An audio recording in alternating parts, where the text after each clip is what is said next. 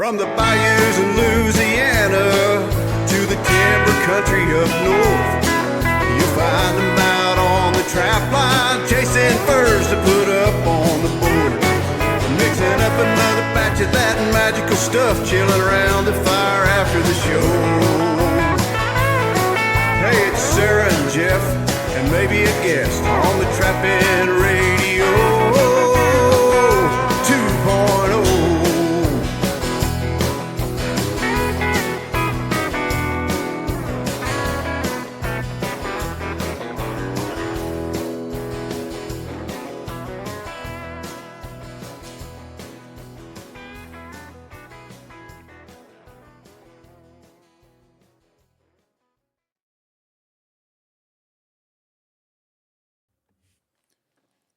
Well, good evening and welcome to Trapping Radio 2.0. This is your host, Jeff Dunlap. On this show tonight, what we're going to be covering is muskrat trapping.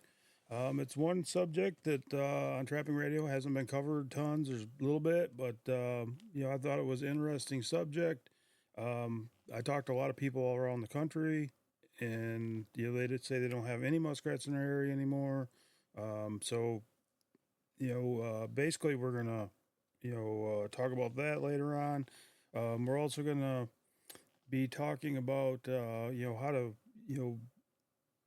go and look for muskrat sign that might be in your area that is different than when you were a kid, because a lot of people had went and started their trapping careers trapping muskrats. That's was one of the first things I trapped was a muskrat. We had, even had muskrat wars in a little bitty ditch, run kind of, we lived on like a corner and the road run up to a T, and then there was a little bit of trickle of water that went up, and it went into like a marshy area. And the farmer gave me permission and my brother, and then some other people permission, other kids that were a little bit older than us. And we went up there and set the traps, and the kids sprung our traps, and then they set traps. And so what happened was, I got mouthy on the school bus, and the bigger kid, I don't know, he weighed like probably about 100 pounds. He picked me up over his head and threw me in the ditch and cracked my arm. Anyways, so then it was all whole. It was never ever forgiven. So it was no holds barred muskrat war after that. So, but he don't trap anymore. I do. So I would say that I won the war in the end. Because I have permission to trap that spot, and I don't know. Maybe there's a little part of me that might have did a victory dance that, years later, I got permission there and he can't trap it. Not that he traps anyways. So there's, it's like I look back in my life and I think, wow, this muskrat trapping memory, I would say some of my most favorite and memorable muskrat trapping memories trapping was muskrat trapping.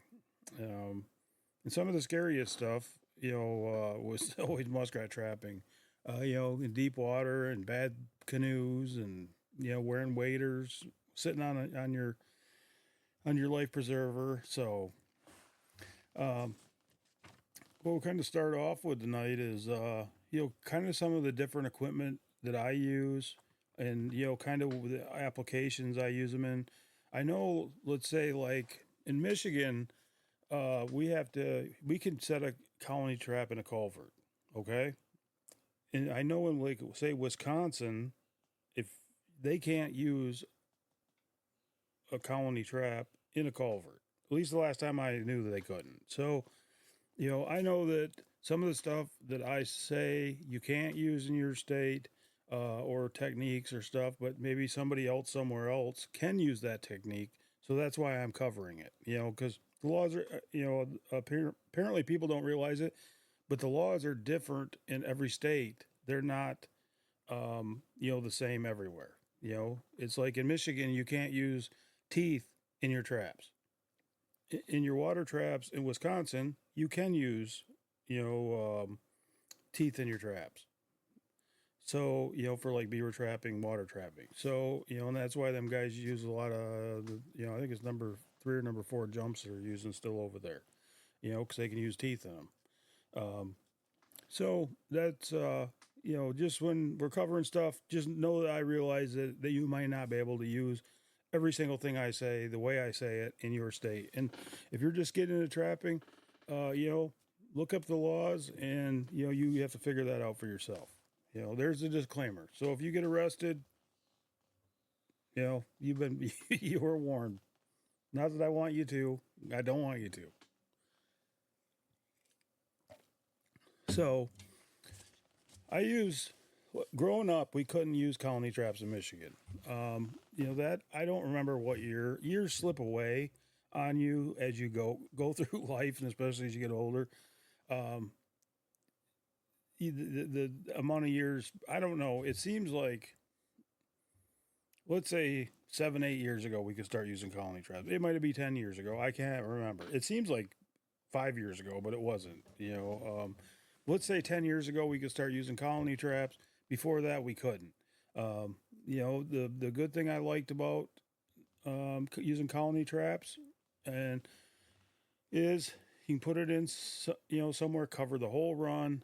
Every rat comes through there. You generally catch a big percentage of them the first night or second night. With a 110, you set 2 110s there. If it's a good run, you got to come back and, you pull them out and then you reset them. Pull them out and reset them. You got to keep coming back. With the colony traps, you might be 2 nights and you're pulling and moving to, fresh territory. But the thing is that doesn't, you're catching so many out of there that, I don't want to catch that many. Maybe I want to leave some. And that'll be like a contradictory to what I'm going to say about like marsh trapping and stuff like that. Because when I'm going out marsh trapping, I ain't saving none. I've went so many times, and I says, well, I'm going to leave these rats, even to later on that year. What happens is you come back and they're dead. And not where somebody killed them, the ice froze them out already, or you think you're going to farm them. There is no farming muskrats. They a lot of times, the more pressure you put on something, you think that you're saving them, but the more pressure you put on something, the more they thrive. So sometimes you're actually having the opposite effect on what you're trying to do. But when I go into like a marsh or something, I'm not trying to save any, because chances are any of them rats I'm leaving, they're not going to be alive that next year, or very few of them anyways, because the life expectancy on a muskrat is not very long.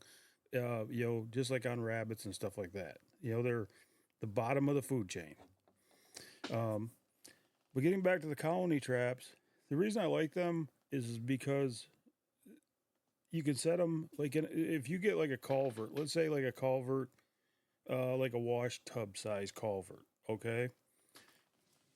You have a 110, is there possible ways where you could see a run coming out of the weeds or something? Absolutely. But the thing is you're more limited on what you can do there. With a colony trap, it's like here we got to use, the biggest we can use is 8x8. So, 8 inches wide by 8 inches tall. And you put that in there and, you might catch a muskrat if you just slide that into the culvert, right? So it's as big as a wash tub. What I do is I'll stack them in there. I'll put let's say 3 or 4, whatever will fit on the bottom, and then stack them on top, so they're below. In Michigan, we have to be below the water line. You can't have your colony trap half sticking out of the water, or even, the wires sticking out. They have to be fully submerged. So I'll stack I'll have to go in that culvert, put 4 traps in, let's say, whatever fits in that particular culvert, And then what I'll do is I'm going to put another layer on top and another layer on top until I'm right up as close to the water line as I can without my traps being out of the water. So even if it's legal for them to be out of the water, I wouldn't waste my time putting them, at the top and half out of the water. The muskrats, you're better off just keeping them below water. Sometimes I'll take and stuff and pile it on top, like seaweed, weeds, just to, get them to dive if they were going to be on top.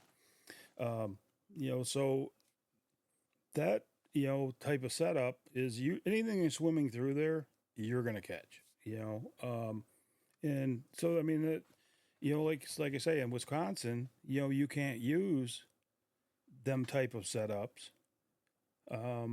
which I'm not exactly sure why, because you could use it out of the culvert, but you couldn't use it in the culvert. So I don't understand why exactly, but it is what it is.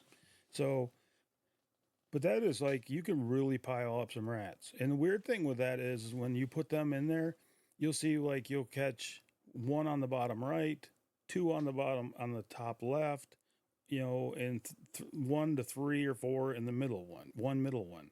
So it's really interesting, to see, how them rats are swimming through them culverts. It's not where there's, everyone hits on one corner generally. The other way that I'll do is, like, if you get a bigger open area with like a cement walls with the colony traps, what I do is I'll take a piece of it's like let's say like page wire. It would be like, let's say like chicken wire, like a little bit bigger than chicken wire where the rats can't swim through it. But pretty not real flexible, really stiff. And I'll do is I'll go on the side I'm going to put towards the cement wall, okay? And I'm going to cut that corner out on that bottom, just big enough for like a rat to be able to swim through there. And, it's like a wing. And you're going to put that with a stake on it all the way out to the edge or right against the wall. So they can't, and then you're going to have it up above the water. And then, so they got that one corner only down there on the edge. And then you're going to take it out, let's say 3 foot, something like that. It doesn't have, you're not running it all the way across the creek or the river. So then you're going to go like 3.5, 4 feet, put another stake down. So you got this barricade of wire there, right?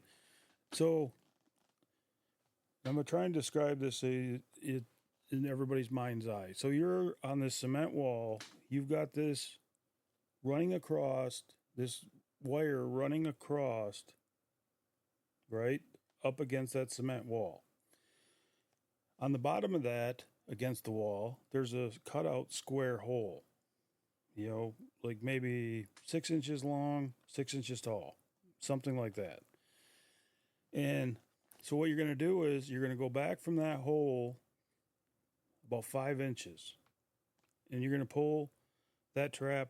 You put a colony trap on one side, a colony trap on the other side, and you're going to pull them back, put them right against the wall, but back like 5 inches. So when that rat comes and he dives and he goes through that hole, what he's going to do is he's missing the one so he can get through the hole, but he's going to be on the bottom and go right into that other colony trap. It works really good.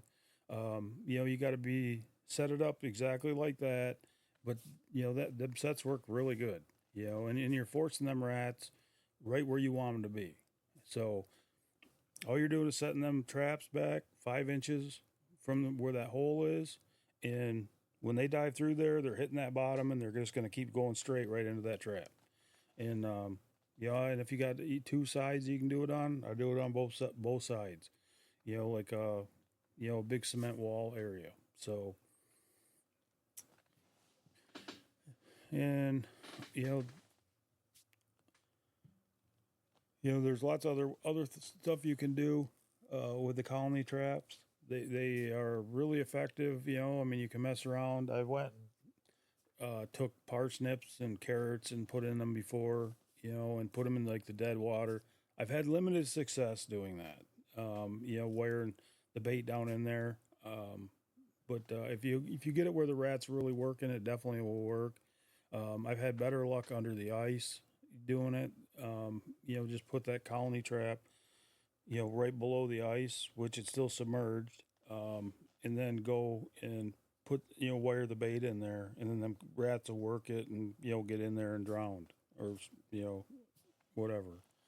I've had, like I say, I've had luck baiting them just better through the ice than in open water. Generally, in open water, I can find a place to kill them rats, But generally, what I'm looking for, and I'll set up spots like that. I mean, they take a little bit more time, a little bit more equipment to set up. But if you stop and pick up, 2 to 5 rats at a spot, it's definitely worth taking the time because I mean, it's initially setting it up, and then it's just pulling the traps up and checking them, And I caught quite a few mink in that setup too. So, with that, putting the wing out. And the thing is if in the right spots, if you cut that bigger and then, put like a 280 right in that, you'll catch the rats, you'll catch beaver, you'll catch otter, but you got to cut it generally bigger than a 6x6. But you'll catch everything in that same setup, but, we're talking about using colony traps, but, if you can't use a 280, which you can use a 280, submerge just about everywhere. But you can use 220s and, you're going to pop every rat. So, if you, are in Wisconsin, you're standing underneath the bridge and you can't use them under the bridge because that's considered a culvert, you can do that same setup. You'll just have to bang them away one at a time. But hey, a catch is a catch. So,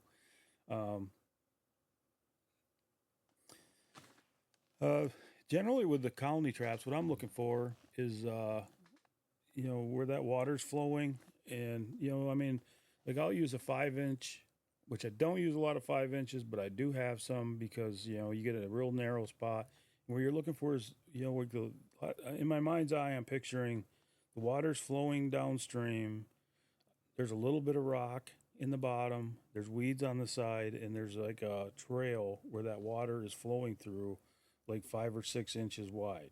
And that's, kind of in my mind's eye, what I'm looking for in a muskrat spot. And are you going to have them spots everywhere in the country? Nope. Just like you're not going to have muskrats everywhere in the country. But there's enough spots out there like that people will understand what I'm talking about. And that's like my perfect spot to put colony traps. But the other type of sets I use a lot is I'll use the 5-inch RBGs. I've used the 110s. I like the I can't remember the name. They're not the Bridger 110s. They're the next size up from the Bridger 110. They're like, I don't know. Let's say the 110s are 4-inch. They'd be like the 4.5s. I think they are maybe no, they're not. They might be the 5-inch. Anyways, the next size up from the 110 with the Bridger. And I really like those. And, I use like the 5-inch RBG. I really like the 6-inch single spring RBG with the hag brackets on it. They work really good. It's easy to carry the fiberglass poles. You got the hag clip on there. All you gotta do is just run the fiberglass rod through the clip on the end of the spring, bend them down, put them in the run. Just keep going. The thing is, it's light and easy to use. Doing that, if you go and it's like if you do a video, and people say, "I would have set a colony trap there." How many colony traps can you carry? I realize, you get somebody like Gary Schumann, he's got 100, 200 colony trap. Generally, everybody else doesn't have that many. I don't have that many. And the other thing is, when I'm walking down like a shoreline, I don't want to carry, 40 colony traps because number one, I can't carry 40 colony traps, but you know what? I can carry 30, probably 30 or 40 of them RBG, 5-inch, and I can carry 30 or 40 of them rods and just plunk, plunk, plunk, plunk, plunk, plunk right down through there. And yeah, you got to make a couple runs down through there, but you know what? A lot of times when you setting them runs with them, when you're coming back, you're hitting almost 90 to 100% catch rate if you're setting the good runways. So you know what? I'm good with that. If I don't catch two at a time, if I catch 100% or 90 or 80% catch rate, I can live with that. I don't have to catch two. I'll go to the culverts and other spots, but walking along the lake shore and just setting the bank dens, it definitely works out a lot better using like the 110s and stuff like that for most people. One thing that I've always done, like with them, like using the conibears and even going back to covering the colony traps, is you go into spots and guys will have run like the low. Now when rat prices are low, it isn't as bad. But when like rat prices were up to like $15 in 2013, is what I'm talking about. So now you really do good on them. But them guys would run up on the shallow runs, or they would just trap like the houses and the feeders and stuff like that. But what they didn't know is if you get out there and like in a like a canoe or a boat, and you get up with polarized sunglasses on and you look down deeper, there will be runs where they're not necessarily long runs coming out, but there'll be holes and you'll see the cloud. And that's the thing is if you're just starting out muskrat trapping and you see the holes, if you see where it's cloudy there in front of the holes and like back into the hole, the rat's using that hole. If you come to like where there's like a rat run and there is debris in it, generally that rat is moved or dead, and there ain't no sense setting it. Not to say that you couldn't catch something, but if you set all of them, those are low percentage catch rates on a high percentage catch rate animal. So I don't set, if they got debris in them and they look old, I don't set them. But if you get up in the canoe or the boat with a pair of polarized sunglasses on, and wait for it, you got to have a sunny day. It's got to be calm. What I do is I'll have a long hook, and I'll take that colony trap and just, if it's not a straight up and down come out of the bank, but kind of a run coming out, or I can see this like sand or anything coming out of it, what I'll do is I'll just set that colony trap right down in front of it, and then I'll take one of the fiberglass rat rods with a flag on the end. I use like that colored duct tape, and I'll stick it right down there by that colony trap, because when you come back, if it's a little bit choppy or something and you're checking them, number one, you're gonna have a hard time getting them right back in the same spot. But it's hard to find them if it's a little bit choppy. With that fiberglass rod with that fluorescent pink or orange on the end, even if you put it underwater, you can see them with them polarized sunglasses on, and everybody up on the bank isn't going to be able to see them. So, because you don't want everybody to know, hey, there's rats out there too. Now, next year I'm going to be right out there and cut his throat.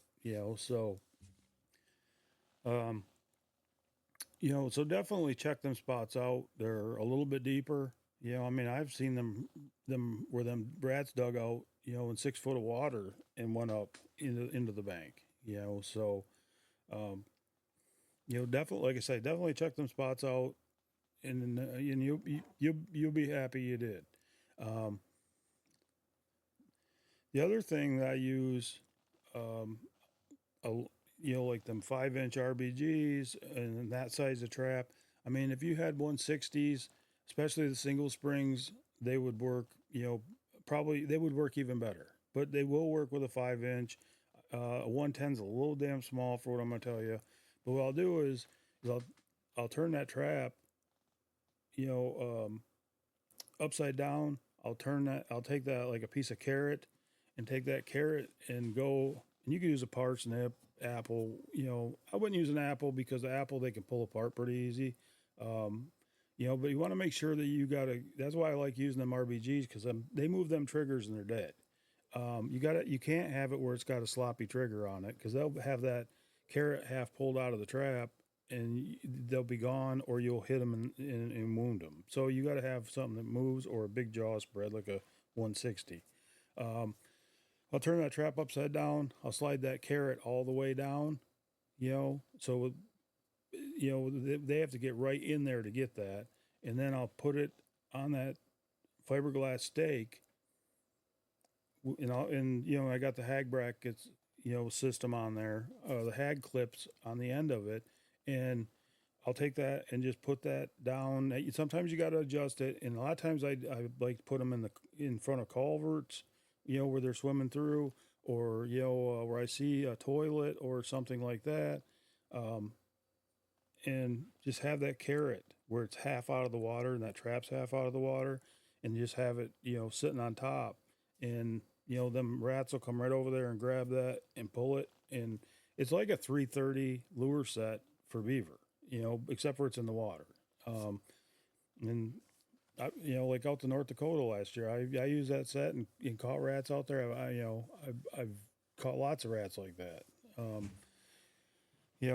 And the thing is they'll come up and get that, even in the fall. As it gets colder, it works better. But, the thing is I put floats out here in the fall, and we don't have a spring rat season, so I don't use them in the spring. But the thing is they ain't going up on them floats here, not in the fall. And then probably they would go on them good in the spring because, they're crawling all over everything in the spring and looking for breeding and marking their territories and blah, blah, blah. But they will go to that bait, on in the fall with them, setting them traps up like that. The other thing is I'll go and you set up, like if I'll stop at, like let's say I stop at a bridge. Okay, I have permission. I get out at state land. I get out. Any scenario you want to look at, I get out, walk down there, and I'm looking for like rat shit on a rock, on a log, anything like that where I know that there's a rat working that area. And what I'm gonna do is I'm gonna put that set I described with the carrot, or I'm gonna go and put one of the hag brackets sets with a 1.5, and and then take his bait clip, put a carrot on there. I like using apples, but the apples, you could make them or put vinegar on them, wipe vinegar on them so they don't turn yellow as fast. Because once they turn yellow, they ain't worth a shit. So I like to use carrots, but there's some spots where I've went and put a carrot, put 3 traps, put a carrot, a parsnip, and in an apple, and I caught one on the carrot, for, let's say, and then didn't catch none of the other 2. Put another carrot on, caught another one, and then do that at a different place, and the parsnip or the apple you caught them on. So, and didn't catch them on the other one. So, it's best to change up bait. Because what they're attracted to right now, or not attracted to right now, might be different next time they swim by. Like right now, I really don't want to eat a candy bar. 45 minutes from now, that candy bar, you might be able to catch me.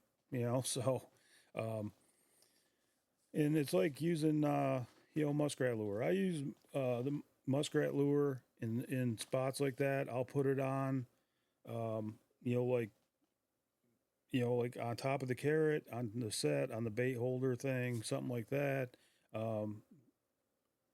Where I don't use rat lure is if I'm going to set, like here in Michigan, we can use set right on the houses. We can't molest a muskrat house, which I'm not sure, like I said, exactly what molesting a muskrat house is, but it sounds really bad. So don't molest a muskrat house. But I don't use it where I see these rats when they're in the early fall. They're building these houses, and you can see where they're pulling the weeds up on top of them.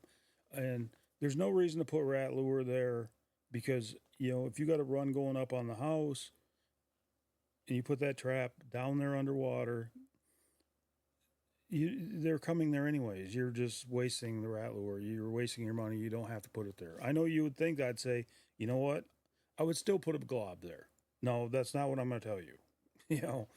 I want you to, go out and be successful and it not cost you, use something stupidly, So, in them spots, I'm not using rat lure. I'm going to use it on like them baited sets.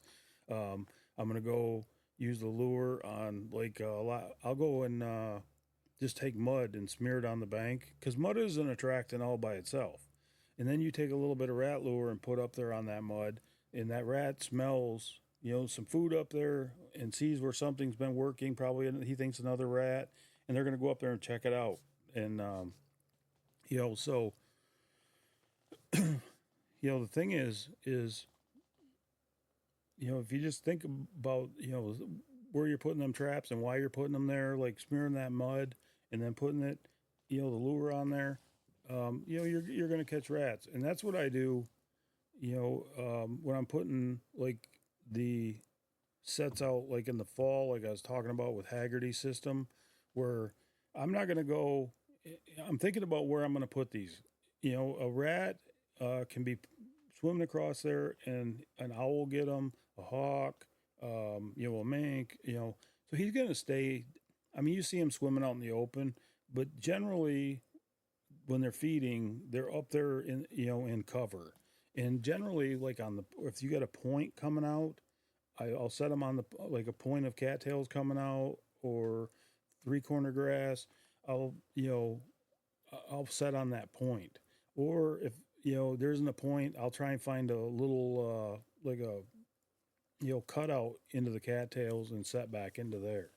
And I do real good there, in the fall. Like I said, the colony, like, or a float,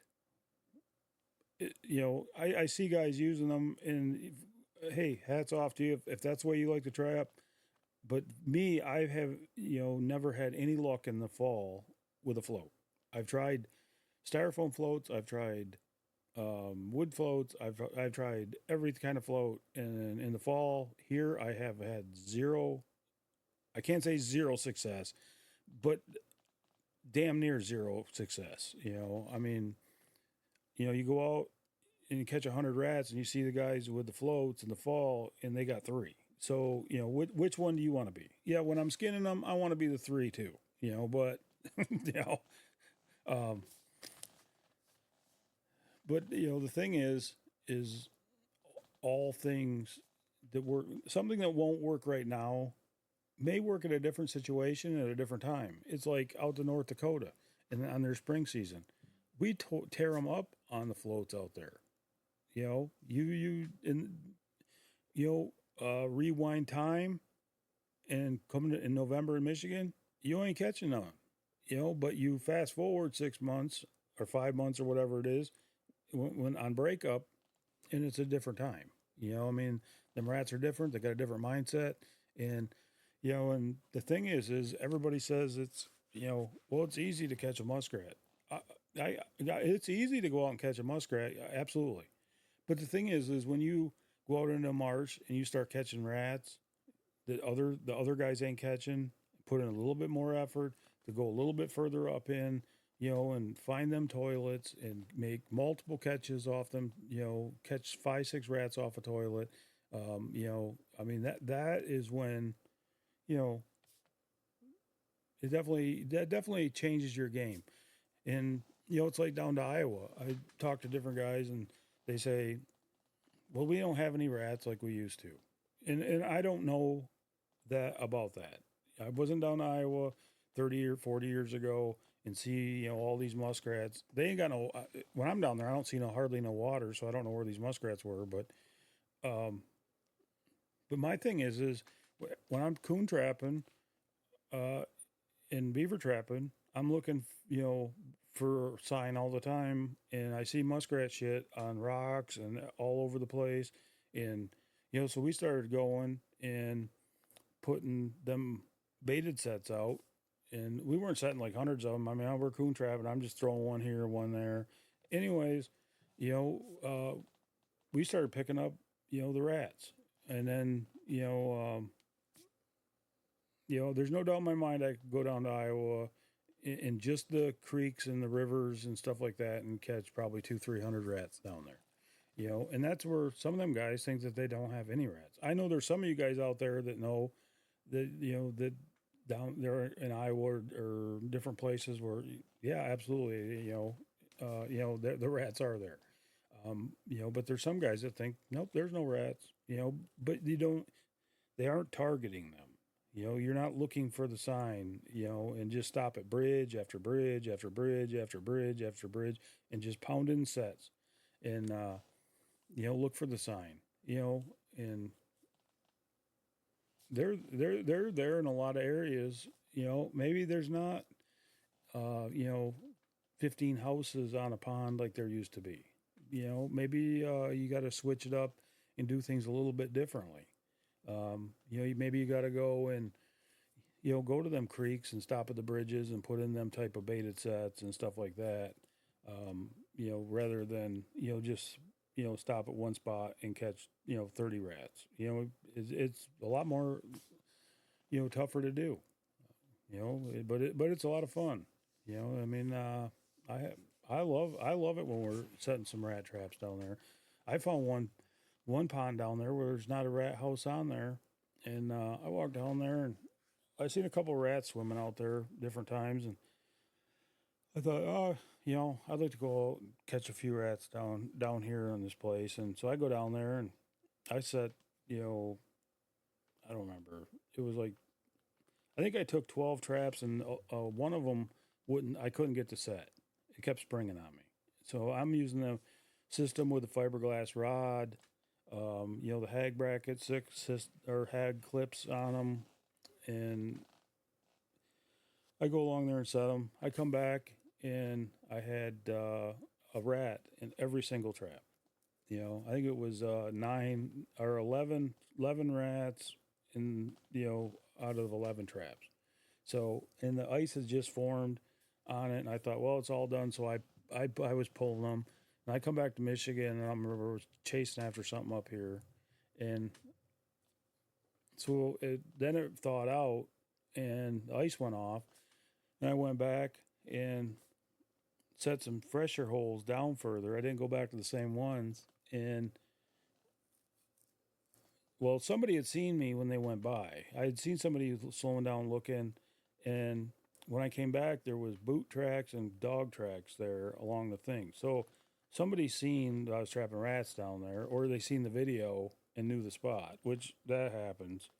And I came back, and all them rats had been trapped, and I finally ended up, I think I got like 7 traps in and caught 5 rats, So somebody had seen the video or whatever and came down there, because, I mean, it was late, and, most of them guys down there ain't thinking about rat trapping. So, so somebody got them rats. I'm glad that somebody got the experience. Hopefully they had a kid with them, where the kid got to experience their first catches in the trapping.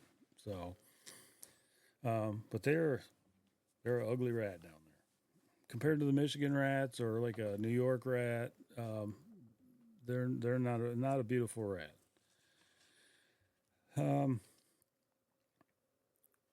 Like we're talking about with the houses earlier, for the muskrat houses, and this is not going to pertain to some of you.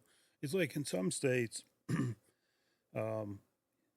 can tear into the houses. I've never trapped in any place and tore into the houses and set the traps inside where it was legal. In Michigan, we can't do that. We can't even set, the push-ups.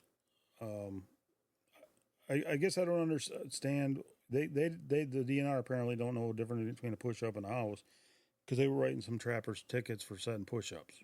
But anyways, it's going to be different. You know, some states you can't set on the house. Michigan, you can. So I'm just telling you, if you can in your state, we used to have to be 6 feet away, 50 feet. I think it was 50 feet away from a beaver house, 6 feet away from a beaver dam. All that's gone now. So, but on the houses, if you can set in your area, what I'll do is I'll take that hag system, and I'm not beating a dead horse with saying this hag system. This is just what I use. I mean, you can use whatever you want. You could use a stick. You can use whatever. This is just the system I got set up. Jeff's a good friend of mine. It's a great product. If it was a shit, if he was my friend and it was a shit product, I wouldn't even be talking about it. I wouldn't go and badmouth it, but I just wouldn't talk about it. It's just a system that I use, like a lot of other people. You know, you see something that works good for you, and that's what you use. But I'll go and take that where they're going up on that house. I'll take and set one or two, whatever I can get there. You know, them RBG 5-inch, and right in where they're pulling that up on the house, and I'll kind of block it down on one side with maybe a piece of cut off cattail, something like that. And what I'll do is just stake it right down, right through into the bottom. And when I come back, I got nice dry rats right up on that house. And you would think that with, you know, eagles and, you know, stuff like that, you know, they'd be eating all the time. I haven't had any problem. I'm not saying that you wouldn't have some eaten sometime. I've had them eaten by eagles where, you know, they were down in the water and somehow them eagles got them, you know, and ate them. So I'm not sure. I was over the dead stream in Holden Lake, I don't know, years ago, and this eagle rats were going for, I don't know, 10, 12 bucks. And they'd eaten quite a few that day. And I looked up, I said, "You eat one more of my rats, and I'm going to send you this to the Lord." So, but he ate more, and I didn't send him to the Lord. Would have liked to have. But hey, trapping fur thieves, a trapping fur thief. I don't care if it's an eagle or a piece of shit human being. They deserve the same. Ass whipping. But yeah, if you set them, you know, if it's legal in your area and you set them conibears on the side of the houses, and you know, it's nice to come there and you got a nice dry fluffy rat, and you know, they'll go right through them. You know, sometimes I'll set a 110 or a, you know, 5-inch RBG, you know, up higher, and then set my normal set down there at the bottom. And a lot of times, like on them rat houses, what I'll do is I'll set like the run going up the way I just described it, but I'll also look around the backside, you know, because a lot of times there'll be like a feeder shelf back there, and you know, I'll set that, and everything I'm setting foot trap wise is for rats is under the water. You know, because most of you are going to be trapping in the fall, and then I've had trouble where them rats do not get on them traps and spring them if they're not underwater. North Dakota, in the spring, setting them on top of floats, dry, no problem. Absolutely works. Michigan and a lot of other states, out of the water, sitting on the side of a house, they don't like going in them, you know. So, but like I said, I'll check around the backside of that house for, you know, like a feeder back there. And then also, if you can molest a muskrat house, the best bet is like just take your hand, because they're building on them houses, right? So they're building them up, they're building them out. If you grab a hand, to take your hand, at the water level, grab some of that vegetation out of that house. I'm not talking about ripping the whole house apart. I'm talking about grabbing a handful, pulling it out, and then making a bed in front of that, and then just set your trap there. You can throw some lure in there, but you really don't have to. And if there's rats there, they're going to come and plug that hole that night, and you're going to have that rat. You know, you just pull the plug out, throw it away, set that trap underwater right in front of it, and you're going to have that rat. One thing I've had trouble with for as far as setting on rat houses is like if they're made out of reeds. Um, it's hard to see where they're going up. It's all looks the same. And I put video cameras. I mean, my thing is I always want to learn more about the animals because I mean I like being around the animals. That's why I do this. It's not to kill something. I love the fur. I love the trapping. I love the chase. I love to catch as many as I can. But I love to be around the animals, and I like to know what makes them tick. And the thing is I put cameras even on muskrat houses to see like how are they going around these. Like on the other ones, the normal rat houses, like in your mind's eye, you're picturing.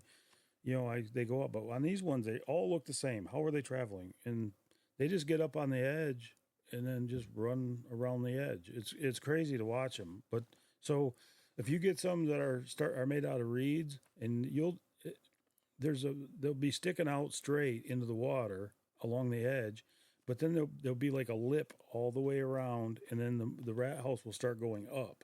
And right on that lip where it goes all the way around, that's where they're walking. That's their walk area, at least here. And I started setting them, and started doing a lot better on them. Setting that lip. But again, them reeds are a pain in the neck because when you go to separate and put your trap, sometimes you got to finagle it and pull some reeds over under, and because your trap will fall right through them. Setting on the reed houses, if that's all you have in your area, hats off to you because you earn them damn muskrats. When somebody says it's easy to trap muskrats, they ain't trapping houses made out of reeds. Them things are a pain in the ass.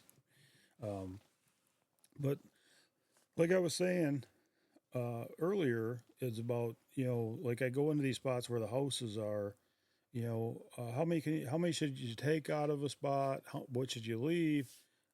You know, I like if I go in and trapping beaver, if it's a complaint job or it's just like I'm trapping the spring, runoff, I'm gonna catch all I can. But generally, I leave beaver. I mean, if somebody comes behind me and traps them, I'm only answerable for what I do. And beaver, it takes a long time sometimes for them beaver to float back into a place. Um, so that being said, I as a thing that I don't mind leaving stuff. The muskrats are a different thing. I used to leave them, and I'd come back, and there isn't no rats. The water level dropped, and they left or they died. Um, I waited a couple times, where nobody was trapping in a spot, and it was getting late, and I knew nobody's going to come and trap them. So I'm like, I catch a few, and I'm like, yeah, these don't really, because I mean, you get like a mid-November rat doesn't look as good as a December or even January rat. I mean, if you compare the rat in November compared to the one in the middle of December, they're I mean, the hair's a lot longer. I mean, it's just a different animal, and so if you can leave them and get more money, it's stupid not to. But I come there, I'm out on Lake Huron, and the wind blew the ice sheet in, and it sheared off every piece of plant life, every muskrat house. I mean, there's 50 muskrat houses down through there, and I come out there and I'm like, where in the hell did the muskrat houses go? And I look up on the bank, and they're buried underneath the ice sheets. That ice in Lake Huron, that wind blew that ice in, and it sheared everything off. And that's been, I don't know, quite a few years ago, and the weeds still have never come back the way that they were. I don't. It was crazy. I mean, and that's like an odd situation. But the thing is it's like me and Nick and Sarah and Jeff Haggerty, we're all out trapping in this bay on Lake Huron, and there's rats out there, and we trap the ones along the road so somebody would see us trapping them alongside the roads, and then we were left the ones further back in, and we were going to come back in the wintertime and then get the rats out. So we come back, me and Sarah and Jeff come back, and we got his ice auger, and we're drilling next to these rat houses where there was rats in, and the thing is we drill down and it's all mud. It's frozen all the way to the bottom. The water washed out. The wind pushed the water out of the bay and it froze it right to the bottom. And every one of them rats, every one of them died. And I'm sure some of you out there may have seen the footage where we're out, hitting mud. And, I mean, there was tons of rat houses out there and they're just gone. So we'd have been better off getting them in November than saving them. There is no saving muskrats.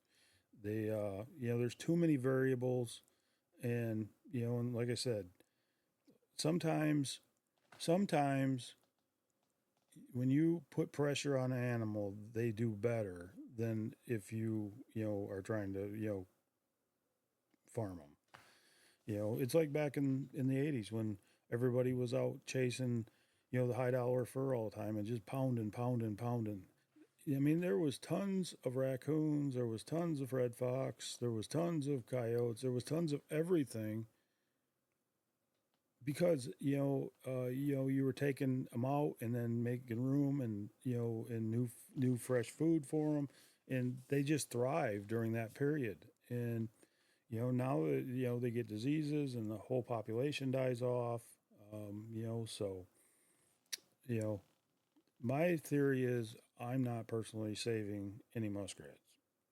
They'll just be there next year or they won't.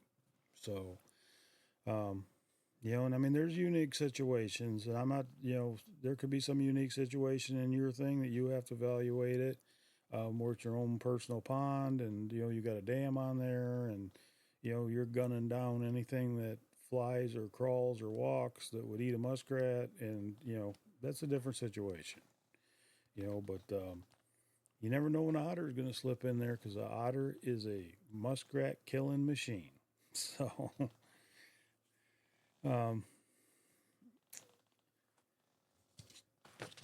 like I say, I had lots of awesome memories out there trapping muskrats. It's like I was there the first time Clint Locklear ever set a muskrat trap on a muskrat house, because there are muskrats down there where he was at in Tennessee. They don't build houses, just like most of the time in the South. You very seldom, like trapping Louisiana. I'd see some little stick structures, like a half-ass attempt of some half-wit beaver, was just building a shelter. But what I consider a beaver house, being from the north, I've only seen two of them down there. Where it was the mud up on them, and it was like a Michigan or Minnesota, Wisconsin beaver, Maine beaver, was on vacation down there and built a motel.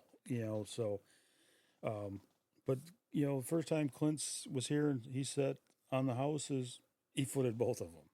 So, so. And I ended up catching, and it's the only time I ever caught him. I caught one of the two that got away. So I mean, that's a memorable to me. That my good buddy Clint, basically struck out, and and I'll tell you another funny story. We were out muskrat trapping. This is me and Clint's relationship, and my thing is I wouldn't tell this story, but we bought Predator Control Group from him. So I can tell the story now. Clint comes up, right, and we're shooting F&T show, and we're putting in distemper come through, and it killed all the coon but the big males and the dry sows. I mean, there was no coon tracks, there was no nothing. So I'm taking him to all these spots, and we're just setting, like water lines. We go out on the boat, and spots I catch coon regularly every year, and just hoping enough, get enough traps out, and get some good footage, for F&T show, and we're going and ain't catching nothing. We're checking, and Clint says, is this generally how it is up? He says, is this generally how it is up here? Trapping coon. And I'm like, I don't know. I've never used your stuff before, Clint. He goes, you don't even start that shit. So it was funny as hell. And but it was the distemper, not Clint stuff / my stuff now. But oh, it's fun to. That's the great thing about trapping is busting people's balls. They're your good buddies, and then that's what's fun about going with Haggerty and Nick and Chris, and we don't bust on Albert too bad, but we do Carl and Liz unmercifully. So, but anyways, if you get any questions about trapping muskrats, just send me a message. If I can help you, I will. It's a lot of fun. It's great taking kids out trapping muskrats. If you got them in your area, it's like weasel trapping. Kids and weasels go hand in hand. Kids and muskrats go hand in hand. Even if you're a 250-pound kid, but the thing is just get the kids out there and and set them traps. It doesn't have to be a million of them. Catch a million of them. It's like you don't want to take a kid out and start fishing for muskie, the fish of 10,000 casts. You're better off taking them out bluegill fishing. They'll have a lot more fun. Catch. And then it's the same way. You get them out there, and like a young pup, you want to put a little bit of fur in their mouth. Same way with a kid. You want to put a little bit of fur in their mouth, and it's they can check them. The traps are their size. The animals are their size. They can carry them. Put them in their little pack baskets. Make it a big deal. Because it is a big deal. And take lots of pictures. They'll be glad. Even if it meant nothing to you, which I know it would mean something to you, it'll mean something to them when you're dead and gone. Because that's how I feel about the pictures and the video of my dad. I'm so grateful to my mom that she took the time, because my dad never would have. So it was all my mom. I guess we'll probably, I don't know what's going on next week on the show, but maybe we might cover weasels. I don't know for sure, but that's kind of the way I'm leaning. Tell some weasel techniques and some stuff like that. I'm supposed to be doing an interview with a guy, and I'm trying to get that set up, and so that might be next week. But the next couple weeks we'll do a show on weasel trapping and talk about that. Everybody, thank you so much for tuning in. Thank you so much for using Dunlap Lures. You trappers have always been good to me. And when I say thank you, I'm not just saying that. I really feel in my heart that, you guys have really, really been good to me. And I can't thank you enough. I ain't got no other people. I'm stuck with you all, and you're all stuck with me. So see you next week.